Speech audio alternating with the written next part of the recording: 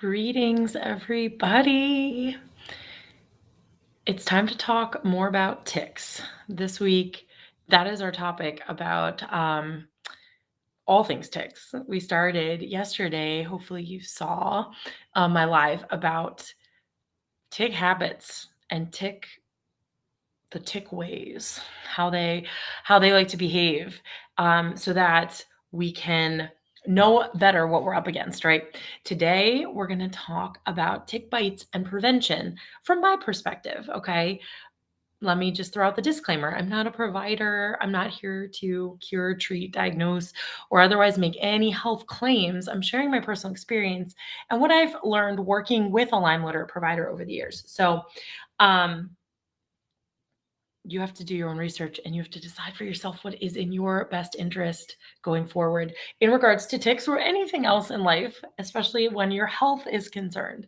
So let's talk about my story. I obviously do not love ticks.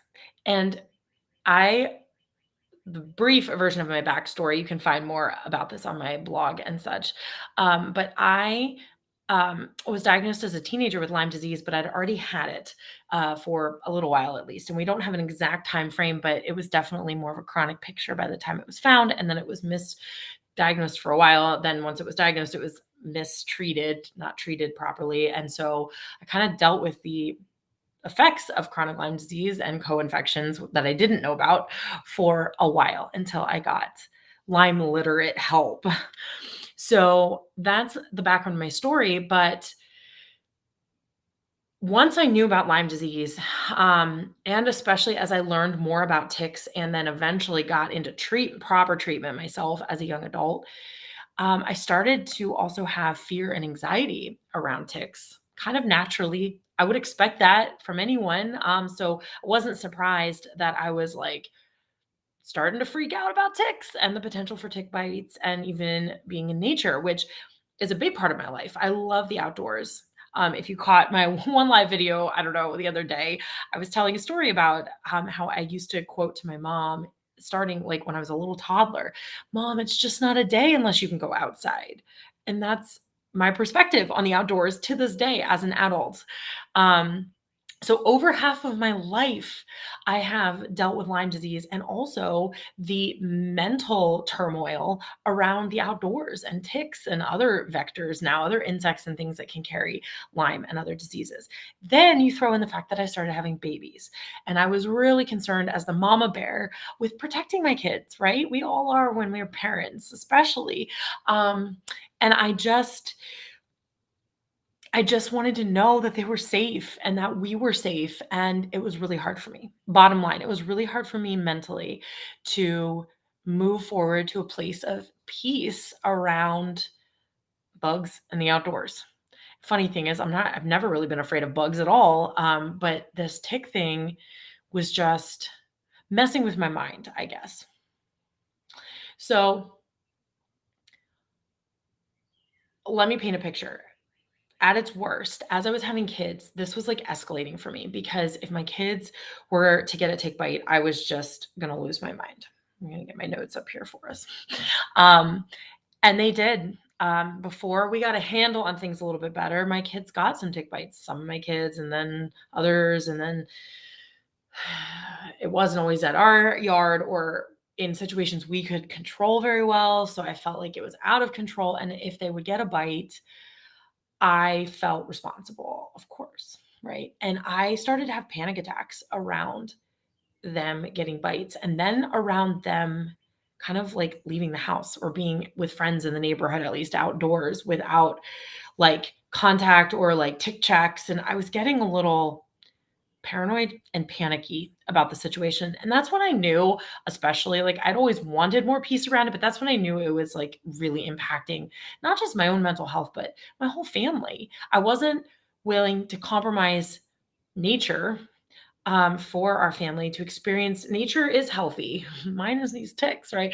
And nature has its ups and downs and it has its bee stings and bites and dangerous elements, but I wasn't willing to compromise nature altogether and pull our family out of the outdoors over this fear.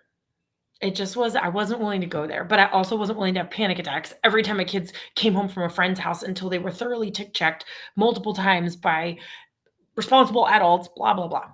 It and I decided the antidote to this fear and anxiety was, yes, peace, but there was a vector needed to get to the peace, to use terminology from the tick world, right?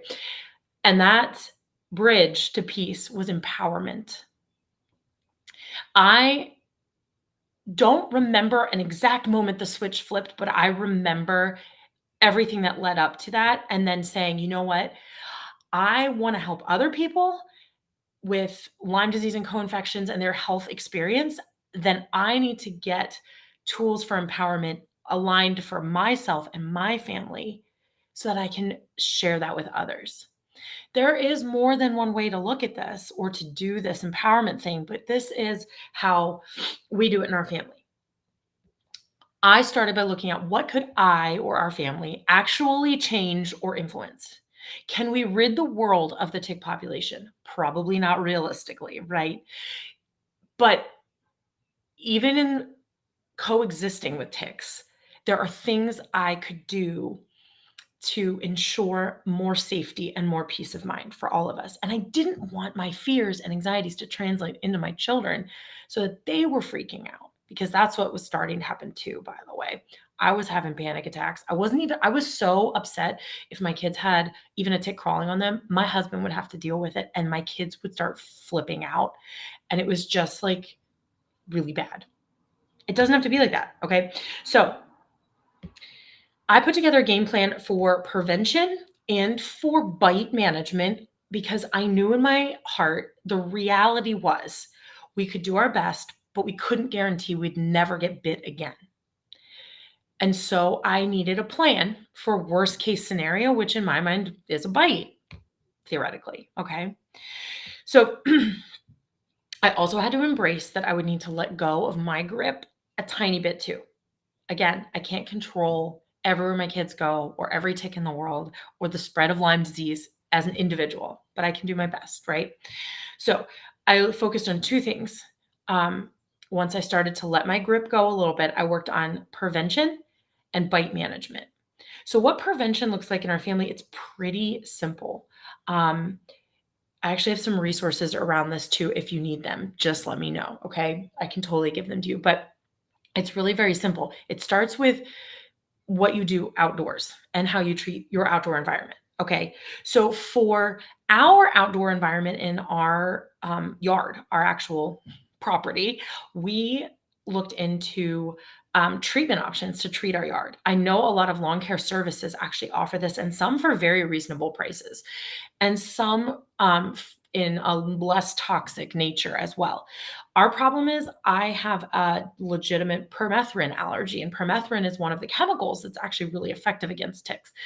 But we wanted to avoid chemical exposure and toxic chemical exposure as much as possible because of that, primarily, but also because um, in healing our body, we didn't want extra toxin input when we're trying to eliminate toxins in order to heal. Make sense? So logically, we're looking for non-toxic options. And that is what I focused on, what was out there. We landed on Wonderside to treat our yard. I have no like affiliation. I get like there's no kickback for me to tell you that or anything like that. Disclaimer, straight up, we get it usually off of Amazon actually, but I think they have their own website and stuff too. It's actually been on Shark Tank. It's a pretty legit product, and it the main focus of the ingredients is cedar oil or cedar wood oil, essential oil. We treat our own yard with it. We just buy enough. It's like per the size of your yard. So we buy enough for our yard. We ideally treat at least twice a year, and we just follow the directions for treatment. It's not very hard at all, and it actually smells great. My kids don't have to, and my dog and my family don't have to worry about exposure to it. And it's been very effective from what I found since we started treating. And when we treat on schedule, that's on us to do. That's our empowerment to be empowered to treat on a schedule. We see great results. If we miss a treatment, Sometimes we've had ticks pop back up, but when we have stayed on schedule, we've been good to go. So highly recommend that product, but there are other options out there nowadays too. That's the only one we've used because it's worked. It's worked great for us. We notice actually better pest control beyond just ticks too. So that's been great. And I don't see it really impacting the good guys that we want, the pollinators and the other good pesty, buggy things in the yard. So all in all, good experience for our family. So we treat our yard and we control that environment. But I can't control the whole neighborhood or everywhere we hike or every outdoor environment with Wondercide. Like I can't go around with my nozzle and spray. So we also prevent tick exposure by how we present our bodies to nature and how we enter into nature ourselves. Pardon me. So we actually, in an effort to try to avoid permethrin, like I said, and other chemicals as well, but mostly because of allergenic needs here, we use a topical essential oil based bug repellent, actually, that I wasn't sure I believed would be very effective, but it has also proven to be really effective for our family. For my kiddos, I actually just put it into a really large roller. It's like a deodorant, roll-on deodorant container that you can buy empty on Amazon, because this bug repellent is actually like an oil-based bug repellent. So it's like liquid. And I just put it in this giant roller and my kids just roll it on all exposed skin and they just rub it in like lotion, and it smells great. It's great for their skin. And it is really effective against bug stuff, not just ticks, but other bugs. And we apply like sunscreen, like liberally. If they're outside for a long time, I have them reapply. If they're going around the neighborhood, I just have them take the roller with them and keep applying it. We share it with the neighbor kids. It is zero toxin ingredients at all. So it's been great for our family. And sometimes I make my own, or I add other essential oils to this mixture. So if you need some information on that, I can also help you with that for yourself. So there's lots of ways to utilize nature to prevent the negatives of nature, right? Using plants to combat ticks. It's an effective method. Also, what you wear is super effective as well. If you're covering as much exposed skin as possible, that is great. I know on the hottest summer days that can be hard, but ticks don't typically, as we talked about in our last video, jump on you or dive bomb you or fly on you. So if you're covering spots that ticks could get in and under your clothing and migrate up your body, you're doing awesome as well. So the more skin you can cover, the better. I know some people even tape their pant legs down to high socks and stuff like that. Cool. Especially if you know you're going to be out hiking and things, that's not necessarily a bad plan. Additionally, the final thing we do for prevention is really excellent and extensive tick checks. My whole family is trained in how to do them. We're working on, actually, my youngest is 3. I'm working on training him this year really well. Will he do them by himself? No, but I want him to know what a tick looks like and know to come tell us if he suspects any suspicious tick activity or if he sees it on one of his siblings or whatever. So my kids are really, really good about checking each other throughout the day as they're outside playing. And they then come home and we double check them, and they always shower after they're outside. And yeah, it's a lot, but you get used to it. Now we're really efficient with tick checks. I mean, I have 4 kids. I can get them all done. Bam, bam, bam. I basically line them up naked or mostly naked, and just start checking. And they know all the cracks and crevices to check. We check hairlines. And then, like I said, we hop right in the shower. And, it's one of the best methods of prevention is to immediately deal with looking out for the problem. Okay. So those methods of prevention have been really effective for us. Okay, so what happens if we forget to treat our yard, or my kiddos run out of the house without their bug repellent, which has happened, and they've come home with ticks or a tick on one of them or whatever? I had one daughter that I think got into a little nest of nymphs or something like that because she had a couple crawling on her, and I think 1 or 2 embedded a couple years ago. It was a nightmare. That was one of the moments I realized Adele needs to get a grip, because they were so tiny, and so it was so awful. Prevention methods sometimes fail us despite our best efforts, and we have to first try to not take that personally if we're doing the best we can. That's all you can do, is the best you can do. So what is my tick bite action plan? Well, I literally created a document free to anyone that needs it called the tick bite action plan. It's what we do in our family. It's how we handle tick bites from an empowered, proactive stance. Okay.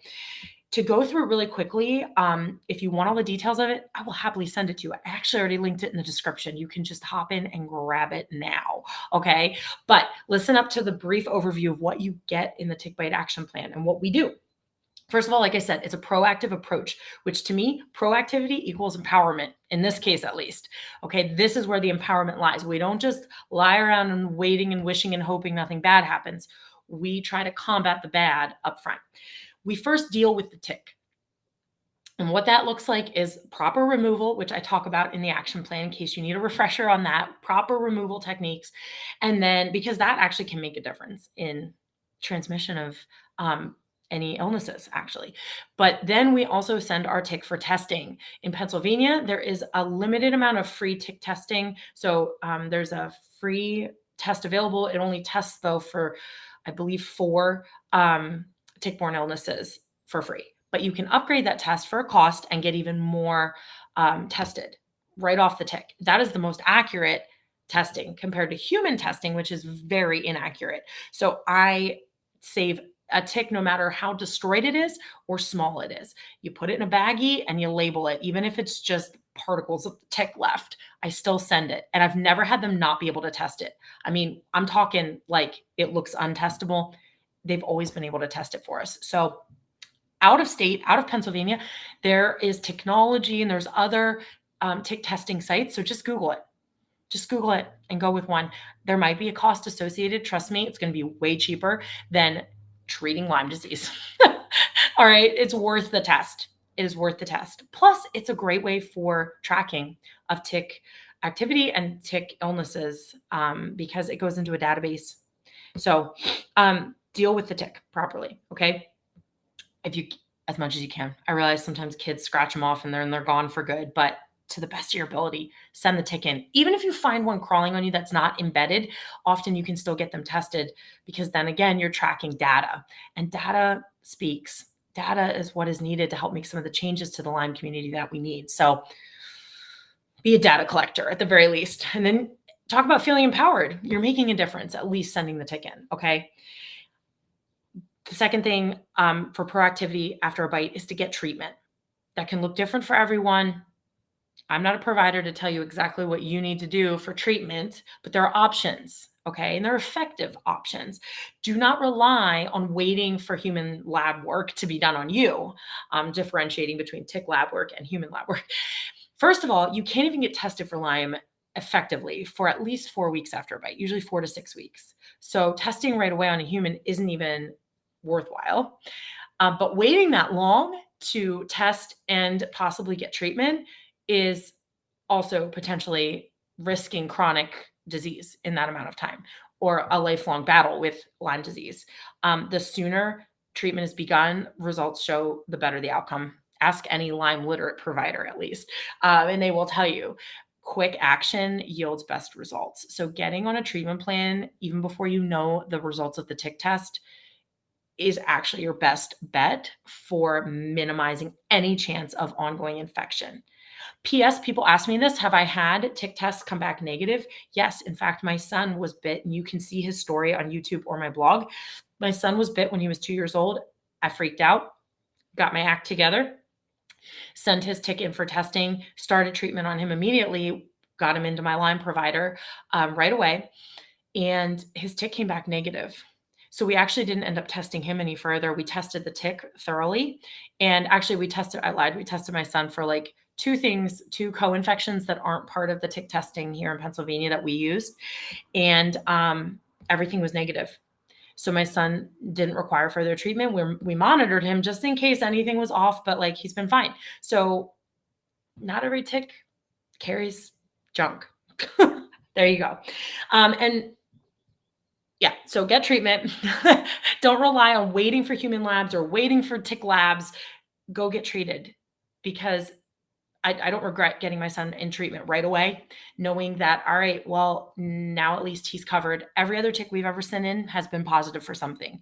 So whatever percentage that is, has been positive for tick-borne illnesses. Not always Lyme, but other tick-borne illnesses too. So treatment right away, there are treatments that can cover a multitude of tick-borne illnesses, at least to minimize your chances of your body accepting the infection and becoming infected, which you may not even know right away, and you may not even have symptoms of right away. Okay, so trust me when I say getting treatment right away is better. And you can support your body through treatment. If you choose antibiotics or herbals or whatever, you're still going to also want to support the body. And that's my final point for my tick action plan, my tick bite action plan, is supporting the body. And I list multiple ways to do that.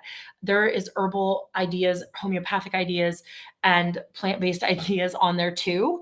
But it starts with your health and your immune system, and bolstering that with a little bit extra sometimes too. So there are lots of suggestions in there of how you can support your body beyond treatment and testing the tick, so that you can feel really empowered that you've done all that you can do. And everything I suggest is easy access. Some of the things that I suggest, I get right off of Amazon and I just keep them on hand, and they're good for more than just tick bites. I'm talking about like bentonite clay and some homeopathics or some teas and herbal immune support things. We have our essential oils. You know, I'm big into those because they are effective sources of support for our body systems in more ways than one. Even just what we eat and how we manage our gut health and our diet for our nutrition can make a difference in how our body fights infection and how it will fight an onslaught of tick-borne illnesses if there was a bite that involved a variety of tick-borne illnesses. Okay. So if you'd like that tick-borne action plan, or tick bite action plan, it is linked in the description for you. And anything else that I can give you resources on, I am happy to. But go grab your tick bite action plan right now and make sure that you hop into Lyme-y and Crunchy, also linked here. That's my Lyme holistic healing support community where we go over all this kind of stuff to help heal, but heal in an effective whole body way, where we can even enjoy the healing journey despite the ups and downs, right? And if you're on YouTube, don't forget to like and subscribe, even hit the bell so you don't miss any notifications of my video footage for you. I want you all to be empowered and in a place of peace despite the crap and the downers that life can throw our way, right? Ticks included. I'm proof that it's possible, and the mindset healing is possible. It just takes time and effort, but it is worth it, and it is even enjoyable. I look back and don't have any regrets that I put the effort in to revamping my mindset from a place of fear and anxiety to a place of peace and empowerment to do something about the problem. All right, guys. Make sure you tune in. I've got more content coming this week. So you want to make sure your notifications are set so you don't miss any of my lives.